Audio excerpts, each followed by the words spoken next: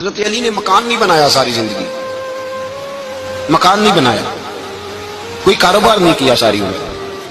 اب اس پہلو پہ بھی ذرا غور کریں، حضرت علی رضی اللہ تعالیٰ عنہ نے کوئی بینک بیلنس نہیں بنایا۔ صحابہ کرام علیہم رضوان فرماتے ہیں بڑے بڑے رشتے آئے سیدہ فاطمہ کے لیے، بڑے بڑے امیر کبیر لوگوں، حضور نے فرمایا میں رب کے فیصلے کا انتظار کر رہا ہوں۔